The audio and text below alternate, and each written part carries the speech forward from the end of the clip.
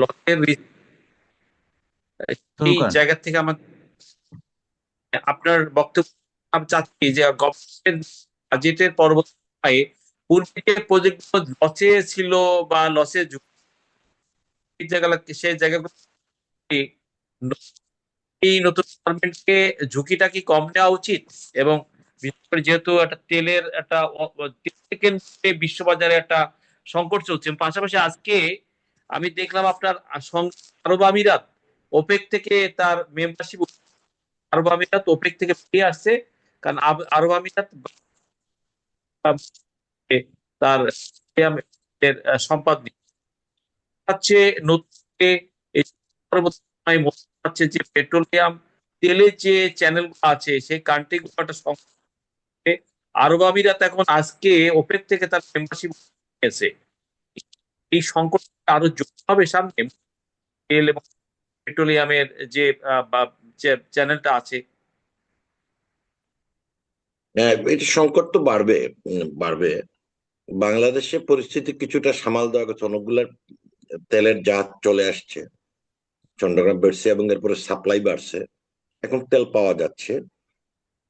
কিন্তু এটা তো সাময়িক ব্যাপার। হরমুজ প্রণালীতে যদি মানে একটা হরমুজেই কিন্তু আসলে পুরা শান্তি আলোচনাটা এখন আপনার গিয়ে আছে। এটার কনসিকুয়েন্স আমেরিকা বুঝতে পারেন যে ইরানে তো সাকসেসফুলি ইরানের ভেতর থেকে, ইরানের ভৌগোলিক এলাকা থেকে এটাকে নিয়ে আসবে তার ভৌগোলিক এলাকার সংলগ্ন হরমুজে। এবং হরমুজে এখন ইরানের সহযোগিতা ছাড়া কেউ পার হতে পারছে না, কিন্তু বাস্তবতা। এই প্রবলেমটা তো মধ্যপ্রাচ্যের উপর বেশি পড়ছে, কারণ আমিরাত সবচেয়ে বেশি করে ইসরায়েলিদের সাথে, জায়নবাদীদের সাথে মেলামেশা করছিল। আপনি জানেন যে সবার আগে মধ্যপ্রাচ্যের মধ্যে কূটনৈতিক সম্পর্ক আমিরাত এবং বাহরাইন স্থাপন করে, এবং প্রচুর পরিমাণে ইহুদি পর্যটক আমিরাতে আসা শুরু করছিল, এবং এটা ফিনান্সিয়ালি আমিরাতের জন্য একটা ইনসেন্টিভ ছিল।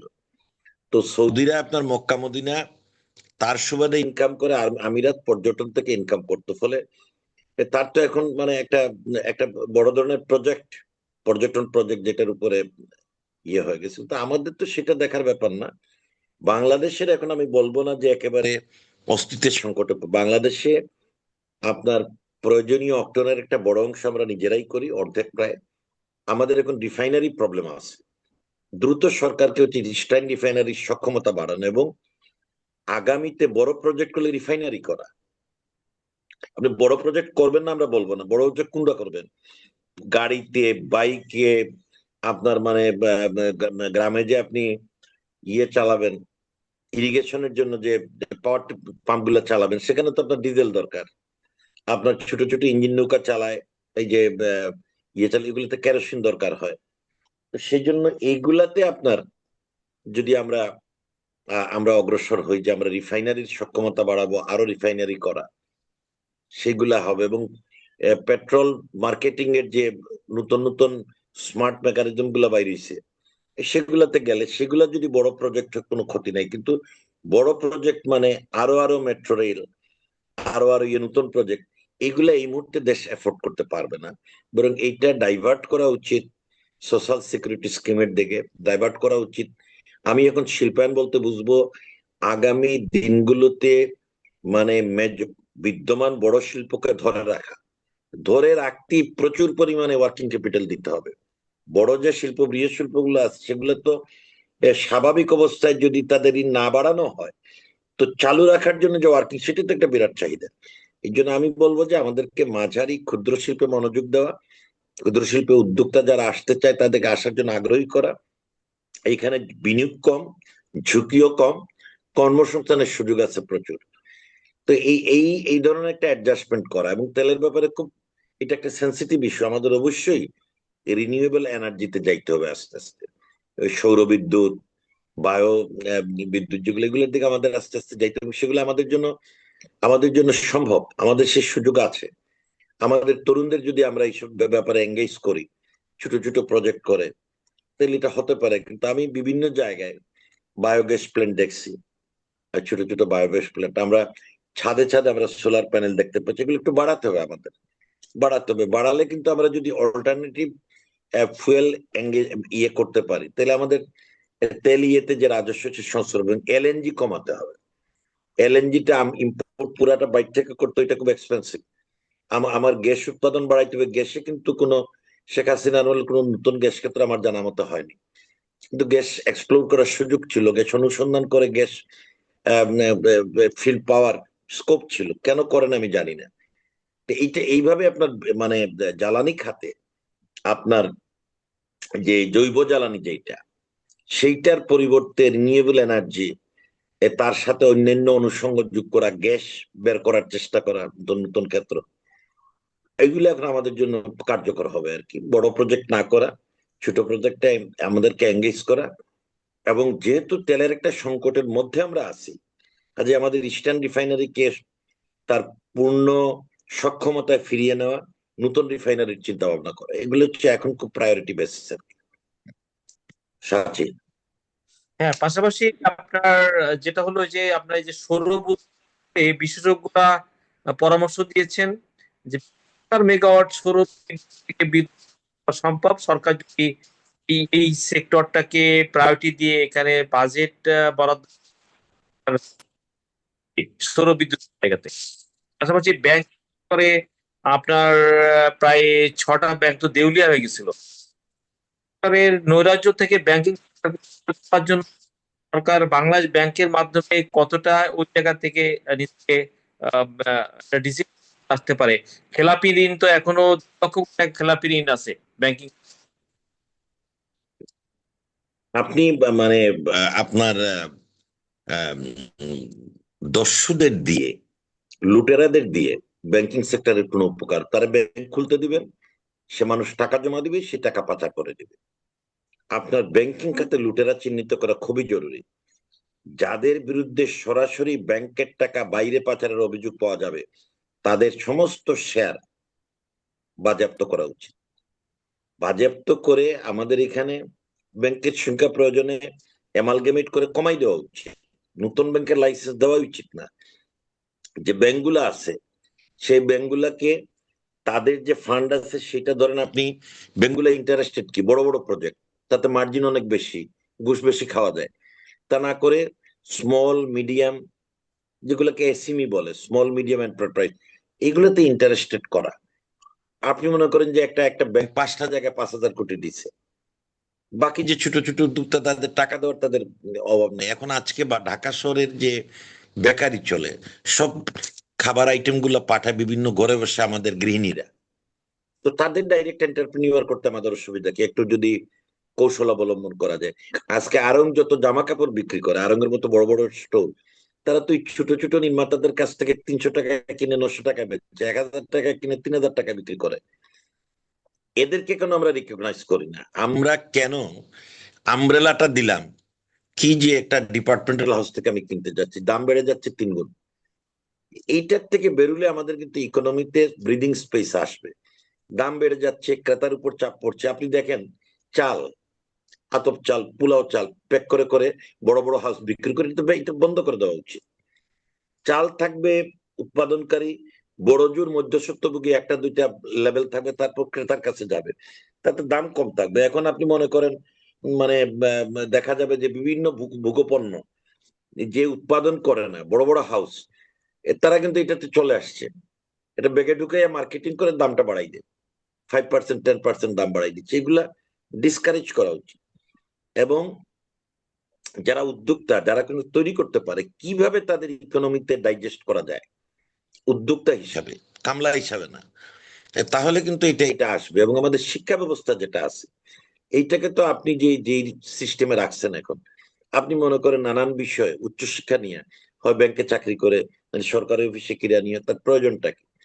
ভোকেশনাল ট্রেনিং যদি আমরা বাড়াইতে পারি, ধরেন 8 পাসের পরে যদি দেখি যে একেবারেই মানে তার আর ভবিষ্যৎ শিক্ষার সম্ভাবনা নেই, তারা আমি মনে করেন প্লাম্বার মিস্ত্রি হিসাবে, স্যানিটারি মিস্ত্রি হিসাবে, ইলেকট্রিক মিস্ত্রি হিসাবে, টেলিভিশন মিস্ত্রি হিসাবে আমি তৈরি করতে পারি। সে দেশে যদি কাজ না পারে, কিছু আরবি শিখাই, মিডিল ইস্টে গিয়ে স্কিল টেকনিশিয়ান হিসেবে কাজ করে। আমার যে 1 কোটি লোক মিডিল ইস্টে যে রোজগার করে, পাকিস্তানের 10 লাখ লোক সেই টাকা রোজগার করে, আর ইন্ডিয়ার করে 20টা, এগুলো তো খুব বেশি টাকার বিষয় না। আছে ভোকেশনাল ট্রেনিং স্টুডেন্ট সংখ্যা খুবই কম, সক্ষমতা আরো কম। আমাদের এখানে ধরেন নার্স তৈরি করা, ফার্মাসিস্ট তৈরি করা, এগুলো তো খুব দরকার। ক্যাটারিস্ট, না আপনার ক্যাটারার, এবং হসপিটাল ম্যানেজমেন্ট, ডাক্তার নার্স আছে, হসপিটাল ম্যানেজমেন্টের লোক কম। এগুলা বিভিন্ন ডিসিপ্লিন আছে। শিক্ষাকে সেদিকে আমাদের নিয়ে যেতে পারে, অর্থাৎ শিক্ষাটা হবে একটা জ্ঞান ভিত্তিক, কৃত্য ভিত্তিক, পেশাভিত্তিক এবং কর্মসংস্থান ভিত্তিক, এবং তার মধ্যে একটা নৈতিকতা থাকবে। যে যে পেশায় যায় সৎভাবে কাজ করবে, সর্বোত্তভাবে যতটুকু পারে সে রুজি রোজগার করবে। এটা এটা একটা শিক্ষার লক্ষ্য হওয়া উচিত। প্রাইভেট বিশ্ববিদ্যালয়গুলোকে রিসোর্স কানেক্টেড করে প্রাইভেট বিশ্ববিদ্যালয়ে গবেষণা সেল বাড়িয়ে পর্যাপ্ত গবেষণার জায়গা থেকে প্রাইভেট বিশ্ববিদ্যালয়কে গুলোকে ইয়ে করতে পারে না সরকার, মানে ওদিকে কানেক্ট করতে পারে না? করতে পারে, করতে পারে। বিল গেটসরা এবং বিল গেটস এর মতো পৃথিবীতে যারা আছে, তারা চ্যারিটি করে তাদের একেবারেই মানে জমে থাকা পুঞ্জীবিত পুঁজির একটা অংশ চ্যারিটিতে দেওয়ার জন্য, এখান থেকে রিটার্ন চায় না। প্রাইভেট ইউনিভার্সিটি যারা করছে, নাম দিচ্ছে প্রাইভেট ইউনিভার্সিটি, কিন্তু তারা কিন্তু এটা টাকা কামানোর জন্য করছে। তো এই টাকা প্রচুর কামানোর জন্য, হ্যাঁ, একটা এটা ইনকাম যারা, হ্যাঁ, একটা ইনকাম যারা এটা করছে। সেখানে মুনাফা করে প্রফিট বাড়িতে তো নিয়ে যায়। এখন গবেষণামূলক কাজে তো আপনার একটা ইনভেস্টমেন্ট করতে হয়।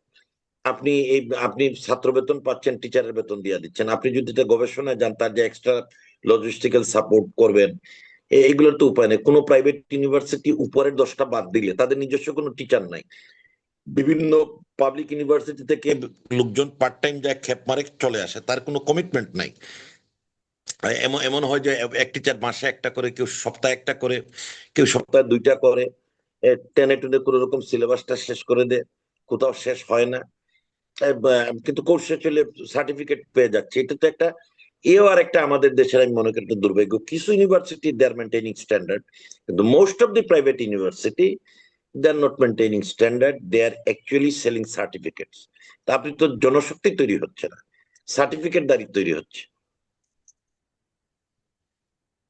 আপনার গতকালকে রয়্যাল ইউনিভার্সিটি নামে একটা অ্যাফিলিয়েটেড বিশ্ববিদ্যালয় নয়, তারা বিশ্ববিদ্যালয়ে আপনার তাদের লিগালিটি নেই, তারা হাজার হাজার সনদ বিক্রি করছে এবং তারা সেই সনদ দিয়ে গভর্নমেন্ট ডিপার্টমেন্ট থেকেও তারা জব করছে, গভর্নমেন্টের থেকে 32 লক্ষ কোটি টাকা লুফে এনেছে সেই সনদদারীরা।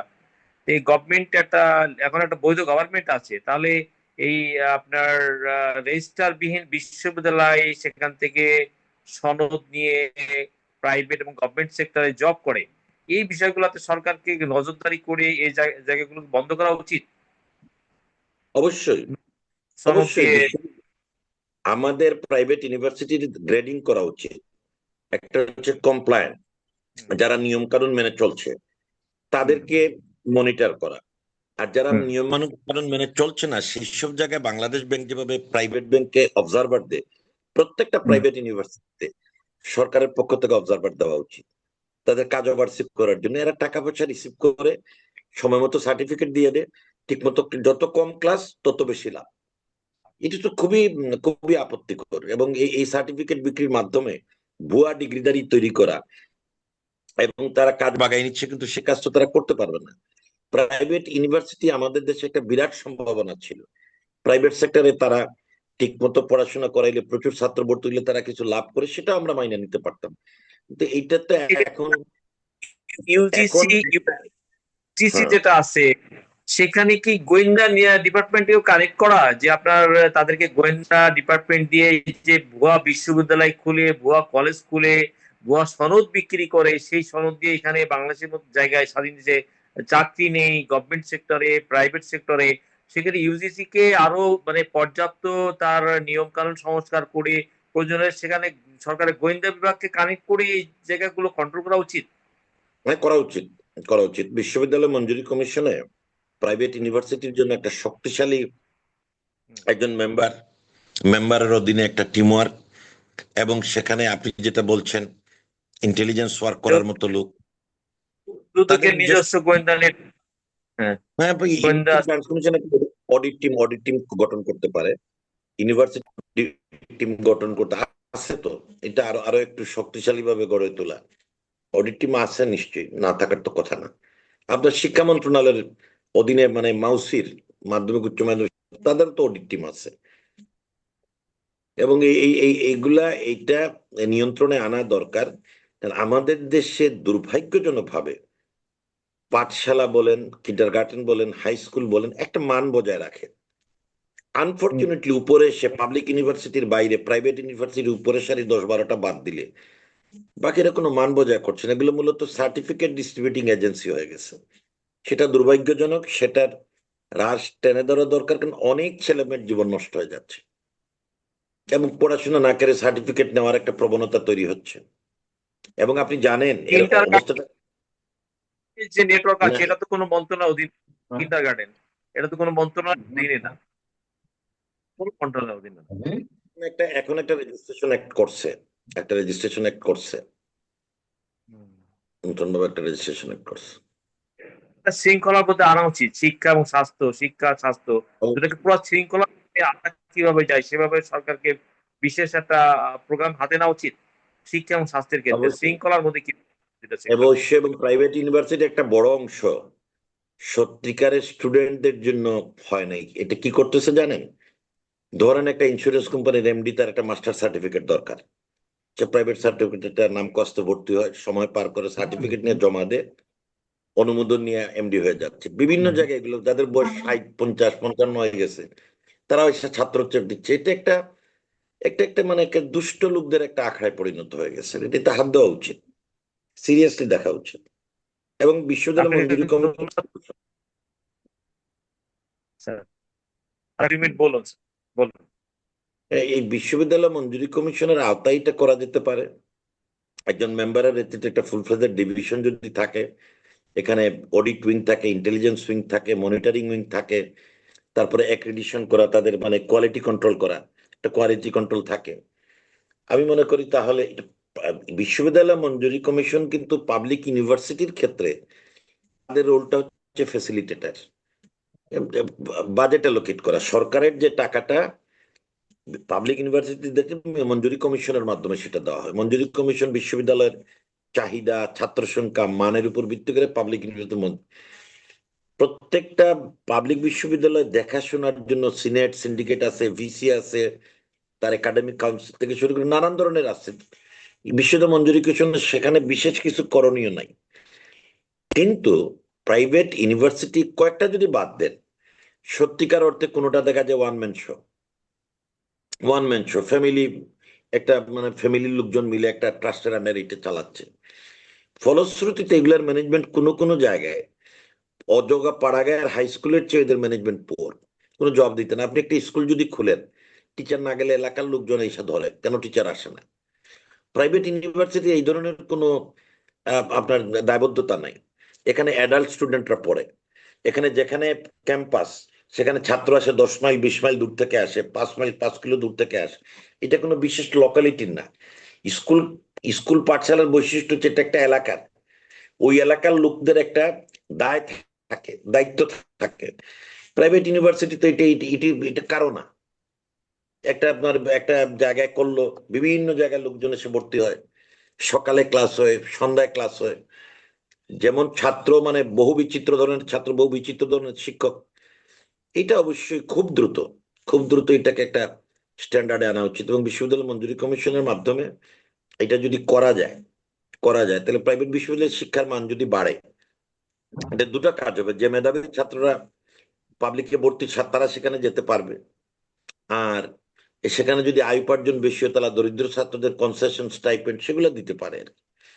দিয়ে সেখানে গবেষণামূলক কাজ যদি শুরু করা হয়, এটা ফান্ডিং করার জন্য আন্তর্জাতিক বিভিন্ন এজেন্সি আছে। কিন্তু আন্তর্জাতিক এজেন্সি যখন এগুলা করতে যায়, আপনার ক্রাইটেরিয়াটা দেখে, শিক্ষক আছে কিনা, রিসোর্স পার্সন আছে কিনা, ল্যাব আছে কিনা, লাইব্রেরি আছে কিনা, প্রত্যেকটা ডিপার্টমেন্টের ডিসিপ্লিনে প্রয়োজনীয় সংখ্যক প্রফেসর, অ্যাসিস্ট্যান্ট প্রফেসর আছে কিনা। এখন এগুলো যদি কমপ্লাই না করেন, আন্তর্জাতিক ডোনাররা তো আপনাকে রিসার্চে ফান্ড দিবে না। আমাদের এখানে গবেষণার কাজ তো পাবলিক ইউনিভার্সিটিতেও কম, আর সেখানে প্রাইভেট ইউনিভার্সিটিতে যদি এটা আনতে যায় তাহলে তাকে রিসার্চে ফান্ডিং লাগবে। ফান্ডটা কোত্থেকে পাবে? সে সে তো কমপ্লায়েন্ট না, এক্সেপ্ট ফিউ, সে কমপ্লায়েন্ট না। তারপরে ধরেন যে প্রাইভেট ইউনিভার্সিটি যে ক্যারিকুলাম, এটা কে ডিসাইড করতেছে? কন্টেন্টসটা কে দিচ্ছে, এবং এই মানে এটা যে মানে পরিসর, যেটা শিক্ষার পরিসর কোথায় পৌঁছাবে, কি কি অবজেক্টিভের উপর পড়াচ্ছে, কোন কোন আইটেমটা তারা ক্লিয়ার করবে, পাশ করলে কি শিখবে, কোনো ধারণা নাই। আপনি যদি সরকারি বাদ দেন, বেসরকারি বিশ্ববিদ্যালয় নর্থ সাউথের আপনার মানে এমবিএ বিবিএ এর সাথে মানে দশম স্থানে অবস্থান করা বিশ্ববিদ্যালয়ে ধরেন, দেখবেন যে মানের আকাশ পাতাল তফাৎ, আকাশ পাতাল তফাৎ হয়ে যাচ্ছে। এটা তো কাম্য না কোনো মতে। বিএনপি বেসরকারি বিশ্ববিদ্যালয় কনসেপ্টের উদ্ভাবক। 1992 সনে তারা বেসরকারি বিশ্ববিদ্যালয় আইন পাশ করে। পরবর্তীকালে আওয়ামী লীগ 2010 সনে একটা আইন করছে এটাকে আরো করার, কিন্তু আওয়ামী লীগের আমলে বিশ্ববিদ্যালয়গুলো একেবারেই ফিলান্থ্রপিস্টের পরিবর্তে, প্রকৃত সমাজ ব্যক্তিদের পরিবর্তে ইনকাম আর্নিং এর একটা ইয়েতে চলে গেছে। এবং বিশ্ববিদ্যালয়ে 15.5 বছরে সবচেয়ে বেশি দখল বেদখলের শিকার হয়েছে, সবচেয়ে বেশি দখল বেদখলের শিকার হয়েছে। জনস্ট কোম্পানিতে কমিটি একটা বানাইয়া সিলমাইরা বিশ্ববিদ্যালয় দখল করেছে, ঢাকা, চট্টগ্রাম, খুলনা, রাজশাহী সর্বত্র এইগুলোতে ঢুকে গেছে আপনার মনে করেন ব্যবসা বাণিজ্য করার লোকজন। এদের যারা শিক্ষিত না, শিক্ষার গুরুত্ব বুঝবে না, তাদের দিয়ে শিক্ষা পেতে পড়লে তো বিপজ্জনক।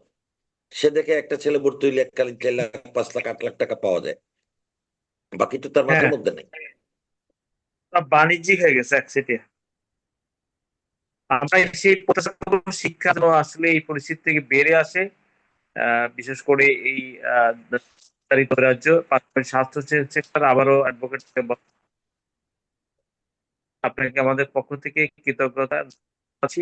আগামীতে অন্য কোনো আয়োজনে আপনি সহ দেখা হবে। দর্শকবৃন্দ, আপনারা আমাদের কন্টেন্টকে ইয়ে করবেন, আপনারা সাবস্ক্রাইব করবেন। আপনার সাবস্ক্রাইব আমরা আগামীতে অন্য আয়োজনে আপনার সাথে দেখা হবে আবার।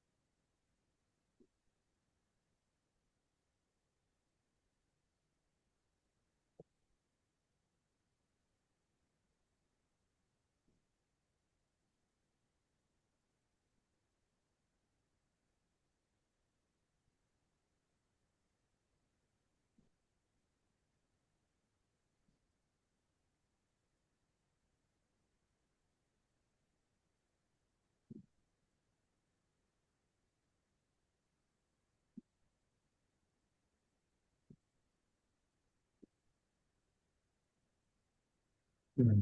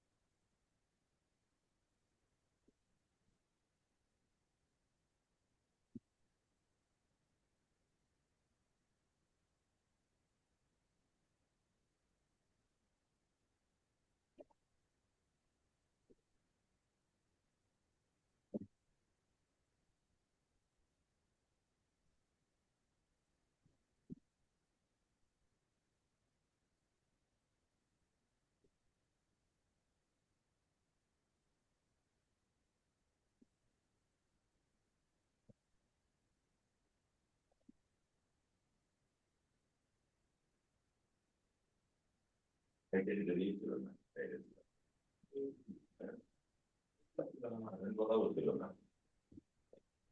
সাহায্য দরকার